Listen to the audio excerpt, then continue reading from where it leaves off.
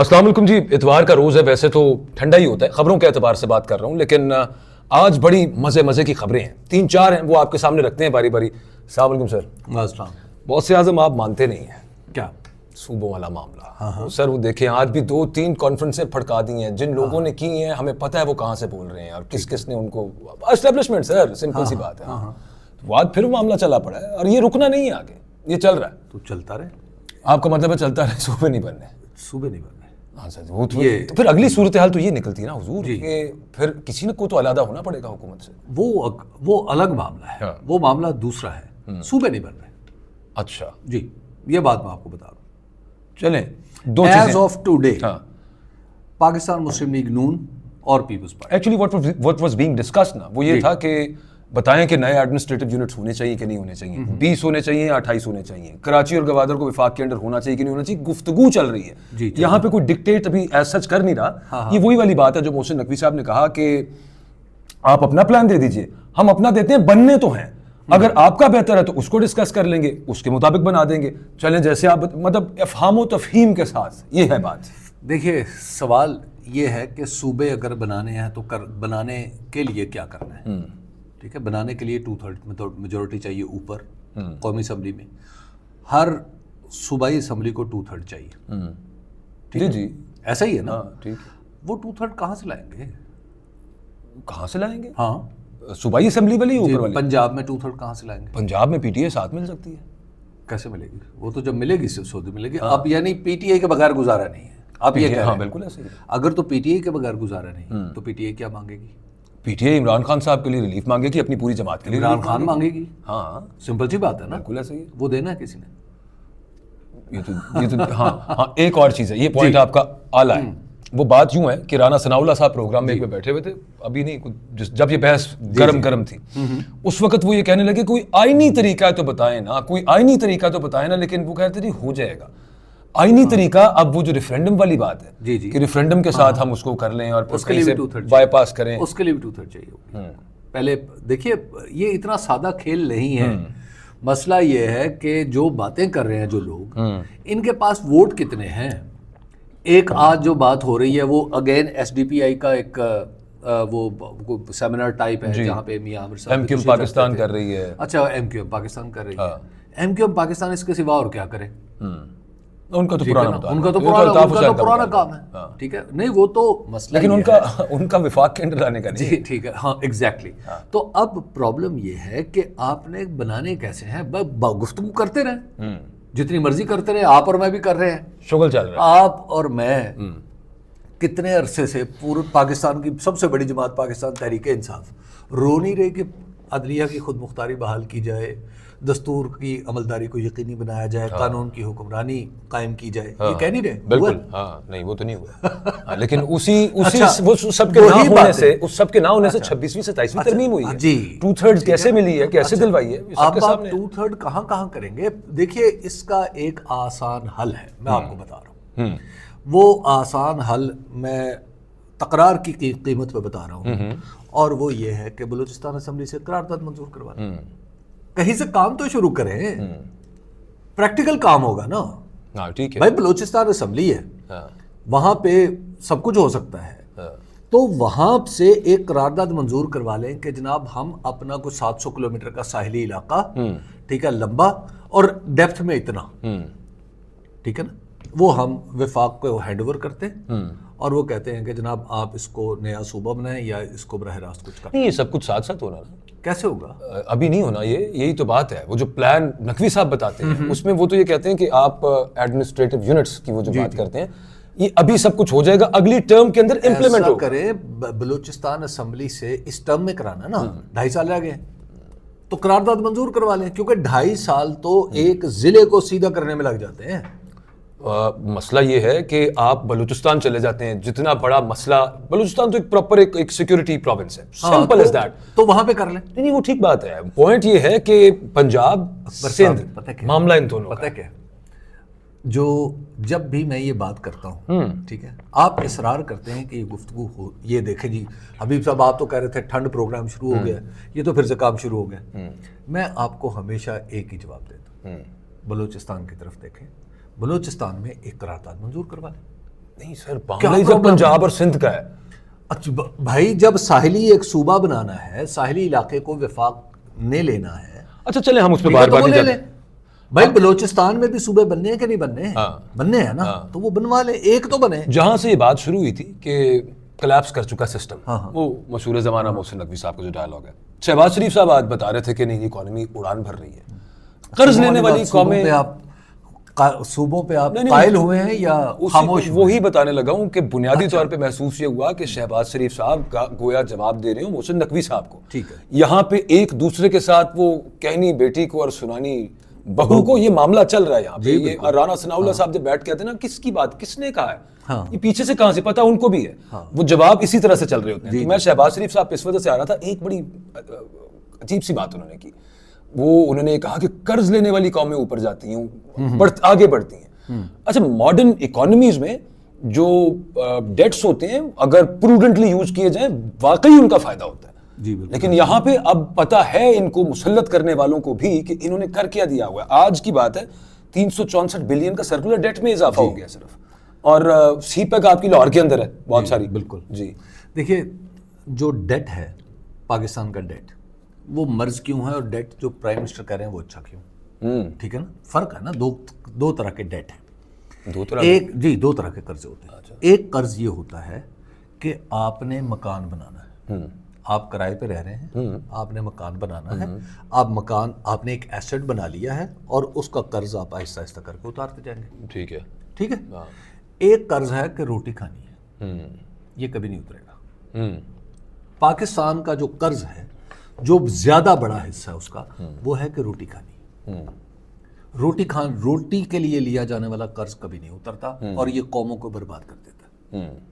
ये जो डेट है, हम इस डेट को, ये जो हमारा कर्जा है, हम लेते हैं बजटरी सपोर्ट के लिए, क्योंकि हमारे बजट में बैलेंस ही नहीं होता। हाँ बिल्कुल ठीक। जब हमारा बजट बैलेंस नहीं होगा तो उस वक्त हम जो कर्जा लेंगे वो दरअसल अपनी रोटी खाने के लिए लेंगे, उसको बैलेंस करने के लिए लेंगे। तो जब उसको बैलेंस करने के लिए लेंगे, वो कर्जा ना कभी उतरेगा, और वो पाकिस्तान के गिर्द एक सरपेंट की तरह, एक अजदहे की तरह इसके गिर्द लिपटता जाएगा। रोटी तो खैर जाहिर है, आप दुरुस्त फरमा रहे हैं, लेकिन हम जहाज खरीदने के लिए भी ले सकते हैं। जी, हम जहाज खरीदने के लिए, बगी लेने के लिए भी ले सकते हैं, हम नई मर्सिडीज मेबैक मंगवाने के लिए भी ले सकते हैं, हम लैंड क्रूजर्स भी मंगवाने के लिए ले सकते हैं। आपका घर का खर्चा है, फर्ज किया 20,000, ठीक है, आप 20,000 कमा रहे हैं, आप कहते हैं नहीं मुझे एक मुलाजिम भी रखना चाहिए, ठीक है, उस मुलाजिम को आप कहते हैं कि 30,000 तेरी तनख्वाह होगी, ठीक है। अब वो जो 30,000 पूरा करना, दो ही सूरतें हो सकती है। वो 30,000 एक है कि दाता साहब जाना है ठीक है, अपनी कहानी है मेरी लहनी, एक तो ये है, ठीक है, ठीक है।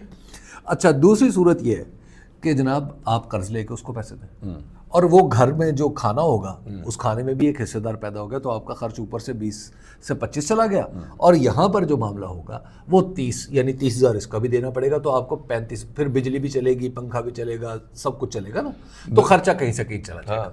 ये है हमारी कर्ज की कैफियत जो इस वक्त हम लेते हैं, ठीक है। प्राइम मिनिस्टर साहब अगर इस कर्ज से चीज़ को निकाल सकते हैं तो उन्हें एक काम चाहिए। मैं आपको बहुत ही सादा काम बताता हूँ, यूं करके, वो ये है कि एक सफ़ेद कागज़ पकड़ें, अच्छा, उसके ऊपर हिसाब करके बता दें कैसे कैसे क्या कि ये जो कर्जा है ये कैसे अच्छा है। आप दुरुस्त फरमा रहे हैं, मैं वहीं पे आने लगा था। अच्छा, सर्कुलर डेट अपनी जगह पे है, फिर साथ वही आपने आईपीपीज को बगैर बिजली बनाए जो अरबों रुपए की पेमेंट्स आप हर माह कर रहे हैं, वो अपनी जगह पे है। बाकी गुर्बत का हमें पता है कि हाईएस्ट लेवल के ऊपर है, इन्फ्लेशन का हमें पता है, ये सब कुछ अपनी जगह पे है। ये बात मैंने शुरू इस वजह से की थी, ये लतीफ़ा जो शहबाज शरीफ साहब ने आज, जैसे उस दिन जरदारी साहब ने बताया था एक परेड डे के दौरान, हाँ जी, पता नहीं उन्हें क्या याद आया था, उन्होंने कहा वालिद साहब कश्मीर में, वालिद साहब कश्मीर, हाँ, वालिद साहब कायद आज़म ने उनके साथ थे सब मामला।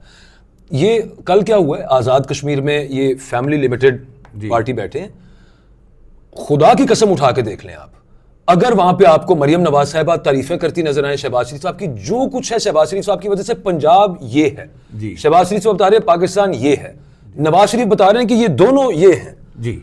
अच्छा, आज शहबाज शरीफ साहब ये जो बात कर रहे हैं ना, मैं इसमें से रीड ये कर रहा हूं, इतने वो भी नहीं है, उनको भी पता है ये मामला क्या है? जी सबको पता है। हाँ नहीं, कर्जों का, कर्जे लेने से कर्जों कौमें जी पीछे मसला ये है कि उधर बता रहे हैं कि नहीं इजी हो जाए, कोई जरूरत नहीं, कुछ कोलैप्स नहीं किया। मैं ये अर्ज कर रहा हूँ, जवाब दे रहे हैं वो। पाकिस्तान का ना मसला है, पाकिस्तान का मसला ये है कि आपने शहबाज शरीफ साहब की वो तकारीर सुनी है जो 2013 के बाद थी, बिल्कुल सी पैक आ रहा था, जी गेम चेंजर जी था। जी जी जी। गेम चेंज हुई? नहीं बिल्कुल भी नहीं। ठीक है ना, हम उसी डेट ट्रैप में, ना हमारी तरक्की हुई ना कुछ और हुआ। अच्छा सर उस वक्त वो इन्वेस्टमेंट थी। अच्छा आजकल क्या, वो इन्वेस्टमेंट थी। आजकल क्या, आजकल मक्का अकॉर्ड है। मक्का अकॉर्ड है। आजकल मक्का ठीक है, आजकल मक्का अकॉर्ड है। उस पर उम्मीद लगी। बहुत पहले क्या था, सीटो सेंटो। हाँ बिल्कुल था। ठीक है ना, वेलकम अमेरिका, जी जी, थैंक यू अमेरिका, हाँ जी हाँ जी, ऊँटों के गले में डाल के, याद है ना? हाँ बिल्कुल याद ठीक है ना, है। ये सारी चीजें। मसला ये है कि हमने अपना घर तो इन ऑर्डर करना नहीं, और शहबाज शरीफ साहब से ये होना नहीं। तो जब शहबाज शरीफ साहब यानी जो मौजूदा ये जो बंदोबस्त है, इससे तो कुछ होने वाला नहीं। कोई इशारे होते हैं ना, तो सिंपल सी बात है, उन्हें पता लग गया कि जनाब ये हो नहीं सकता, तो अब वो कह रहे हैं कि कर्जे अच्छे होते हैं। एक पहले मैंने किसी से बात सुनी थी कि पाकिस्तान का जो सियासी इस्तेहकाम है यही अदम इस्तेहकाम है। अदम इस्तेहकाम बेसिकली पाकिस्तान की एक मुस्तकिल कैफियत। जी बिल्कुल। ठीक है ना। अब अच्छा मसला फिर ये ब्रेन गेन है। हाँ जी, ठीक है, जो चीज कंट्रोल ना हो रही हो, जो चीज आपको पॉलिटिकली नुकसान पहुंचा रही है और रियलिटी है, आप उसका नाम बदल दें। ये तो डिटर्जेंट का ऐड ही लगता है। अब नाम बदल, दाग तो अच्छे होते हैं जी, दाग तो अच्छे होते हैं, नाम बदल दें उसका। ठीक है ना, मसलन अब कोई अच्छा सा रख दो अपने दीवाने का नाम, कर्जों का नाम आप रख लें कि जनाब ये बहार है। ठीक है ना, आप ब्रेन ड्रेन का नाम रख दें कि जनाब ये देखिए पूरे दुनिया में पाकिस्तानी फैले हुए हैं। ठीक है, आप रखा हुआ सियासी अदम इस्तेहकाम का नाम, एम्बेसडर्स, जी सियासी अदम इस्तेहकाम का नाम रख दें कि जनाब यही तो असल जिंदगी है। ठीक है, अब और जब ये सब कुछ करना तो बस फिर करें। नहीं ये जो हबीब साहब कुव्वत नाफिजा जो है, जी जी, और कुव्वत मुसल्लत करदा जो है, जो कुव्वत नाफिजा कहाँ पे है एस्टेब्लिशमेंट सर चल। अच्छा, देखिए जब आप ये जो कुव्वत नाफिजा कहते हैं, सारा कुछ उन्हें भी नजर आ रहा है। कुव्वत नाफिजा कहते हैं तो मेरे जहन में रिट ऑफ द स्टेट आती है। रिट ऑफ द स्टेट की हालत हमें बलूचिस्तान में भी पता, हमें साउथ केपी में भी पता, बिल्कुल पता है, और हमें मॉल रोड पे भी पता, हाँ वो लाहौर के मॉल रोड पे भी पता, लाहौर के मॉल रोड पे उस पे आने लगे हूं। उससे पहले ये जो आप ये जो जिन्होंने इनको फार्म 47 दिया हुआ, ये सब कुछ उन्हें नजर आ रहा है। मॉल रोड का इशारा कोई बड़ा आदमी अपनी तरफ ना ले जाए। मैं वाज़ेह कर देता हूँ। जमात इस्लामी जनाब एहतजाज कर रही है पेट्रोलियम में जो लेवी है पेट्रोलियम प्राइसेस के अंदर, उसके खिलाफ, और अचानक वो उनको भी एक दर्द जागा है। जी। और अब वो एहतजाज करने लाहौर में माल रोड पे इन हार्ट ऑफ लाहौर बैठे हुए हैं धरना देके, गो के बहुत ज्यादा लोग नहीं है लेकिन और जगहों पे भी बैठे हुए हैं। लेकिन वो जो रूथलेस वजीर आला हैं जो कहती थी कि कोई किसी ने कुछ किया तो मैं रूथलेस हो जाऊंगी, उन्होंने तो कुछ नहीं किया। ये उधर बैठे हुए हैं, इनको इजाजत भी मिल गई है। अच्छा जलसा नहीं करना, रैली भी नहीं है, धरना है मॉल रोड के ऊपर। कोई लाठी नहीं चल रही जी बिल्कुल, कोई आंसू गैस नहीं चल रही वहाँ पे। ठीक है, वहाँ पे कुछ नहीं हो रहा। तो मसला इसका मतलब है वो तो फिर कुछ और है। मसला वही तो, मसला फिर पीटीआई है ना। पीटीआई कैसे? क्योंकि पीटीआई का नहीं कुछ होने देना। वो अगर 10 बंदे भी इकट्ठे हो गए, अच्छा वो बात दुरुस्त ये इम्तियाजी सलूक। हाँ वो तो पीपल्स पार्टी को भी इजाजत नहीं थी मिली लाहौर में, जी इनको भी नहीं मिली। लेकिन आप ये सोचिए कि वो जलसे की इजाजत है कि लोगों ने आना है, जलसा करना है और चले जाना है। यहाँ पे धरना है जिसकी वजह से डिस्टर्ब हो रहा है डेली लाइफ, बिजनेस डिस्टर्ब हो रहा है, लेकिन वो वहां पे बैठे हुए हैं। हाँ उनके बारे में कहा जाता है ये बड़ी मुनज्जम जमात है और ये बड़े पुरअमन रहते हैं, और फिर जब इनको इशारा किया जाए तो निकल जाएंगे। बाकी क्लास नहीं लेके आते, बिल्कुल नहीं लेके आते। हाँ अच्छा, पेट्रोलियम लेवी वही आप अक्सर बात करते होते हैं, वो चूंकि वो डिविजिबल पूल में नहीं जाती, वो उसकी जरूरत है और इस वजह से वो आपको मुझे भुगतनी पड़ रही है। एक आम आदमी को, एक साइकिल वाले को भी भुगतनी पड़ रही है जिसमें पेट्रोल नहीं डलता। बाहर कैफ बात यह है कि उस लेवी के ऊपर जमात इस्लामी को वो याद आ गई लेवी, और उस पर बैठ के वो वहां पे एहतजाज कर रहे हैं और वो कह रहे हैं कि जब तक हमारी डिमांड पूरी नहीं होगी तब तक हम यहाँ से उठेंगे नहीं। बिल्कुल, बड़ी अच्छी बात है ये तो करें, कजरा हम भी देखें। नहीं इंज नहीं ना होता, हबीब साहब आके बैठ गए हैं अब, और बैठने दिया गया एक्चुअली उनको। मुझे एक दफ़ा काजी हुसैन अहमद मरहूम ने कहा, मैं उनके पास से मिलने गया तो उनके आखिरी दिन चल रहे थे उनकी अमारत के, मंसूरा। तो उनसे मैंने पूछा कि ये जो इतना कुछ हो रहा है, ये जरदारी साहब उस वक्त सदर थे, पीपल्स पार्टी की गवर्नमेंट थी, तो आप जमात इस्लामी जो है बिल्कुल कुछ नहीं, उन्होंने कहा ये जो कुछ हो रहा है ना जरदारी के खिलाफ जो कैंपेन चल रही है ये सिर्फ इसलिए चल रही है कि जमात इस्लामी सड़कों पे है, हम नहीं आएंगे, अब नहीं आएंगे। ठीक है ना?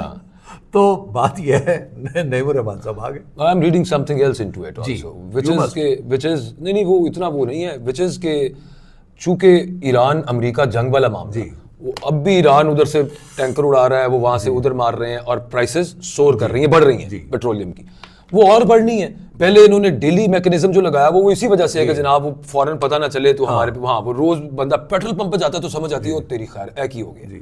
अच्छा वो चूंकि बढ़नी है और यहां से ये लेवी शेवी घटा लें, लोगों के अंदर उमूमी तौर पे जो गुस्सा है उसको यूं दिखा के कि जमाते इस्लामी लोगों का ही गुस्सा है, तो वो थोड़े से कम करके देखें अवाम की खातिर, चूंकि अवाम सड़कों पे थे हमने मान लिए ताकि असल अवाम ना निकल आए। जी असल मसला यही होता है, ये होम्योपैथिक इलाज होता है सर, इलाज बिल मिसल जिसे कहते हैं। ठीक है ना? थोड़ा मतलब जहां पे ज्यादा गुस्सा वहां थोड़ा सा गुस्सा मैं भी दिखाता हूं। चलें बाकी ना निकले और वो समझ लें कि यार ठीक है ना, कोई तो क्या एहतजाज कर रहा है ना, इनके भी वही मसाइल हैं जो हमारे मसाइल हैं, लेकिन ये तो होम्योपैथिक हो गया। जो बन्नू में एलोपैथिक चल रहा है सर, हाँ जी हकीमी बल्कि कुश्ते चल रहे हैं, उनका क्या करना है। सोहेल आफरीदी साहब वहाँ पे बड़ी सख्त तकारीर हैं, वो तो आज उन्होंने कोर कमांडर साहब को भी मुखातिब वहाँ पे किया, सिक्योरिटी के हवाले से उन्होंने, मतलब वो पहले भी करते हैं ये शिकायतें वगैरह, और फिर दो तीन चीज़ें ज़रा सुन लीजिए।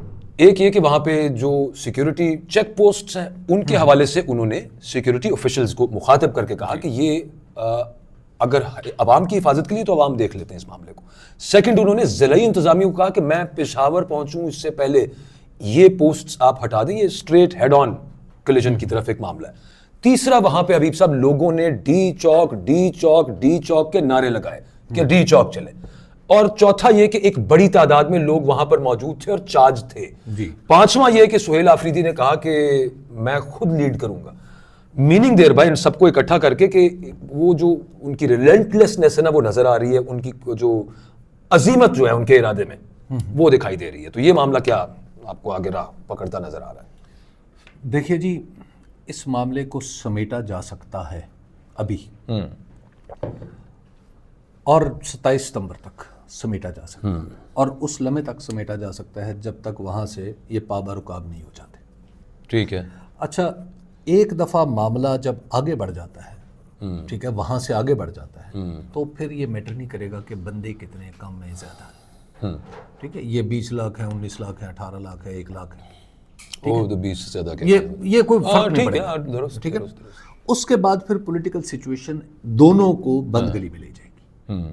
तो इस वक्त आसान तरीन हल मौजूद है। इस वक्त हल बहुत आसान है, वो बहुत ही सादा है। वो पता क्या है? इमरान खान से मुलाकातें खोल दीजिए। ठीक है, इमरान खान साहब से मुलाकातें खुल जाए, डॉक्टर तक उन्हें एक्सेस मिल जाए, और बाकी जो मुकदमात हैं वो तेजी से चले, जो भी उनका अंजाम हो। ठीक है, जब ये काम हो जाएगा तो ये आज कॉल ऑफ हो सकता है। लेकिन जब आप वहां पहुंचेंगे, फर्ज किया कि बात चल पड़ी और इस्लामाबाद पहुंच गए, ठीक है, या इस्लामाबाद के करीब आप पहुंचे, फिर क्या करेंगे? फिर हर एक कदम के साथ मुतालबात और पिच दोनों ऊंची होती चली जाएंगी। नहीं रुका था ना, 5 अगस्त को ऐलान हुआ, ठीक है, आज है 16 अगस्त, 9 दिन हो गए। 9 दिन में कोई डेवलपमेंट नहीं हुई।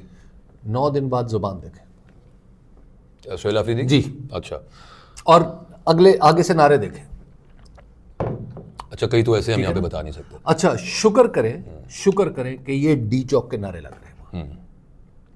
इस बात, ये बहुत बड़ी बात है कि वहाँ पर पाकिस्तान की एक ऐसी शख्सियत के बारे में बात हो रही है जो साबिक वज़ीर आज़म है, पाकिस्तान का मकबूल तरीन आदमी है। वहाँ कोई नस्ली नारा नहीं लग रहा, कोई सूबाई नारा नहीं लग रहा। ये बड़ी बात है, वरना जिस तरह का माहौल बना हुआ है इसमें तो इस तरह की जो फोर्सेस होती हैं वो बड़ी तेज़ी से ग्रो कर जाती हैं। ठीक बात है। तो ये इसलिए वहाँ पे आज इस्लामाबाद जाने की बात हो रही है, और इसमें कोई मज़ायका नहीं है। कौमें और मुल्क इस तरह की तहरीकों से मजबूत होते हैं, लेकिन उसके साथ आपको ये देखना पड़ेगा कि यहाँ से हैंडल कैसे करना है सिचुएशन को। अगर तो हथौड़े से करना है तो ये तो नहीं हो रहा। अच्छा, वो जो चूंकि उनका नाम लिया है सोहेल आफरीदी साहब ने, कोर कमांडर पेशावर, नाम नहीं लिया उनका, उनकी ओहदे से मुखातिब किया, उनकी बहुत ज़्यादा इंटरेक्शन है अफरीदी साहब के साथ। ऑफ कोर्स वो वज़ीर आला हैं उस वक्त, हाँ, तो ऑफिशियल उनकी मुलाकातें हैं और वो बताते भी हैं कि मेरी उस हवाले से मुलाकात, वो और उनके जो बाकी जो जूनियर्स हैं सब मामला, तो उन्हें मेरा ख्याल है कि बड़ी अच्छी तरह से आइडिया तो है। जो कोर कमांडर साहब है सूबे की सिक्योरिटी का भी उनसे बेहतर किसी को नहीं आइडिया मेरी राय में। और दूसरा, वहां पे लोगों के जज्बात अमन व अमान की बिगड़ती सूरत हाल को लेके क्या है, उनसे बेहतर भी इदारे में किसी को आइडिया नहीं होगा। तो वो भी तो यकीनी तौर पे ऊपर बताते होंगे ना। देखें जो दुनिया में ना ये जो ताकत है, और सर मैं एक ऐड कर दूं इसमें, ये जो अभी इस वक्त करंट कोर कमांडर साहब हैं, ये तकरीबन लॉन्गेस्ट सर्विंग है पेशावर। इतना लंबा टेन्योर, बहुत उम्दा होंगे ना। देखिए अहम बात है, मेरा मतलब समझते हैं ना। देखिए यहाँ पे पाकिस्तान के अंदर उस वक्त से देखिए जो चीज़ सियासत में आ जाए ना एक दफ़ा, फिर आप उसको अगले कई साल नहीं निकाल सकते। ठीक है, आपकी सियासत में 1971 का वाक़या आज भी गूंजता है। ठीक है, जनरल अयूब आज भी गूंजता है, 1965 की लड़ाई आज भी गूंजती है। ये जब आपकी सिक्योरिटी से मुतल्लिक मामला एक दफ़ा सियासी डोमेन में आ जाए ना, जैसा कि ये जैसा कि मौलाना बात कर रहे हैं, एएनपी बात कर रही है, अब ये काम वापस नहीं जाएगा, ये किसी बात से वापस जाएगा। तो लिहाजा इससे पहले के बात बढ़ती चली जाए, हमें इसको रोकने की कोशिश करनी चाहिए। रोकने का तरीका क्या है? अपने अपने दायरा कार के अंदर जाए। इन वे हबीब साहब, ये एक पीटीआई एक सियासी जमात है और एक वजीर आला उसका, और वो एक उधर बात हो सकती है और वो सब सूरत हाल है। ये एक धागा बीच में से निकल जाए तो खुदा ना करे, अल्लाह माफ करिए, पीटीएम जी देखिए, और वो फिर हाँ वो कौम परस्ती की तरफ, और फिर वहां से एक और अगला मामला कहीं से कहीं निकल खुदा ना खास्ता, ठीक है ना, कुछ ना कुछ हो जाता है। तो इसलिए हमें गुफ्तगू को वहां तक जाने ही नहीं देना चाहिए जहां पर लोगों के नाम लेना शुरू करते हैं ना। ये सारे हमारे दिफाई इदारे, हमारे मोहतरम इदारे, और ये हमने बड़ी मेहनत से कष्ट काट के बनाए हुए, अपने बच्चे दिए हैं इनको ना। तो लिहाजा ये मामला, इसको जितनी हद तक हो सके इसे सियासत से बाहर रखना चाहिए और हर जगह ऐसा तासुर पैदा करना चाहिए कि सियासत अपने फ्लो पे चले। अगर तो अदालतें होती ना जैसे होनी चाहिए, और वो जो खत लिखा जब शहजाद ने, उसको कोट करके कह रहा हूँ कि वो क्या बातें बताते हैं, और वो कॉन्ट्रैक्ट जो स्टेट और सिटीजन के दरमियान है उसको इन्फोर्स करने के लिए बैठी होती, तो फिर तो एक और मामला होता है। लेकिन एक बहुत अहम अदालत इस्लामाबाद हाई कोर्ट, उसके जो चीफ जस्टिस हैं वो पता नहीं कहाँ से वो उनको ला के, तो वहाँ पे वो मेरा मतलब जूनियर थे वहाँ पे करके, वो आज फरमा रहे थे कि यार chief justice Islamabad high court, मुख्तसरन इस पे जरा, वो कहते हैं कि जनाब इस वक्त जो इस्लामी ममालिक को हमने इकट्ठा किया है और मुआहदा कर लिया है, ये कामयाबियां हमें पहले कभी नहीं मिली हैं। दुरुस्त बात है। ये चीफ जस्टिस साहब, को ये बात चीफ जस्टिस साहब की करने वाली बात क्या? अच्छा, वो आगे से कह रहे हैं कि फसाद से, इंतशार से, नफरत की सियासत से हमने लोगों को दूर रखना है, मोहब्बत सिखानी है। ये चीफ जस्टिस साहब का काम है। चीफ जस्टिस साहब को जो खास तौर पर इस तरह के मामला जिनसे सियासत की बू भी आती हो, हाँ जी, उस पर नहीं बात करनी चाहिए। और ये जो हुकूमती काम है भी तो हुकूमतें कहे ना, हाँ जी, कि जी बड़े अच्छे हो गए हैं, बड़े ठीक हो गए हैं, नहीं हो गए, गलत हो गए, वो अपोजिशन कोई और बात करती रहे। अब अगर इस बात पे किसी को एतराज़ हो तो गोया चीफ जस्टिस के खिलाफ जाएगा। मसलन अगर मैं समझता हूँ जी ये मुआहिदा इसको फर्ज किया, लेकिन उनकी ममदू कौन है ना, ये देखिए ना, जो भी है नहीं, वो जब बात करते हैं तो वो बुनियादी तौर पे वो कर क्या रहे हैं ना, वो एक तकरीब में वो बजाय इसके कि आइन और कानून की बात कर रहे हैं कि उस पर चीफ जस्टिस को ये बात नहीं करनी चाहिए। देखिए मैंने इस मामले में जस्टिस इफ्तिखार चौधरी को आपने भी कवर किया, हमने भी कवर किया। याद है जब हम उनका सुनने जाते थे, उनका खिताब मुख्तलिफ जगह पे, जब लाहौर आए तो मैं भी वहाँ पर मौजूद था, वहाँ पे गया 2 दफ़ा। तो उन्होंने जो हाइट है उसकी, यानी रात गुजर चुकी है, लोग सड़कों पर खड़े और चीफ जस्टिस माजूल थे उस वक्त, वो आए और उन्होंने जो खड़े होकर तकरीर पता क्या की, बुनियादी इंसानी हुकूक को नाफिज किस तरह किया जाता है, खालिसतन कानूनी ज़बान। ये अलग बात है कि फिर उसके बाद इफ्तिखार चौधरी साहब क्या देखिए, नहीं मैं आपको बता रहा हूँ कि कोड, एक कोड होता है भाई। वहां पर वो एनालिसिस फरमाते हैं कि जनरल मुशर्रफ ने ये कर दिया, ये कर दिया, ये कर दिया, तो उसके बाद फिर वो चीफ जस्टिस तो ना रहते। ठीक है ना। जिस तरह जस्टिस फाइज ईसा ने अपने रेफरेंस पर जवाब देने की बजाय मुझे- वजीर आजम को और सदर को खत लिख दिया था, हाँ हाँ हाँ हाँ, ठीक बिल्कुल है, बिल्कुल। तो इसका खत मतलब लीक है भी उस हो गया वक्त- था जी, सब। इसका मतलब है आप जज तो नहीं रहे अब, यार आप तो पार्टी हो गए। जाते जाते मैंने वो लेनी है, इजाजत लेनी है। काजी फाइज साहब का नाम मुझे आज आपकी बात से याद आया। निशान इम्तियाज तो उनका बनता था, बनता तो था, हैं? बनता तो जाती होगी ना ये। जाती है, उनके साथ बनता था उनका निशान इम्तियाज। वैसे तो उनकी इम्तियाजी खुसूसियात ही माशाल्लाह काफी। सर आप रिक्वेस्ट करेंगे काजी फाइज नहीं, साहब, काजी जस्टिस मुशर्रत अली को भी, वो भी रिटायर हुई हैं, बिल्कुल हाँ, उनको भी निशान इनको इम्तियाज दें, दिया। इनको जिस तरह सबको दे रहे हैं तो इनको भी दे दें। दो तमगा ही इनका तो हैं, इनको तो ज्यादा बनता है दो तमगा ही हैं, दे दें। जिस हिसाब से दिए, इनका तो बहुत ही ज्यादा बनता है। खैर जी, कल मिलते हैं, अल्लाह हाफिज।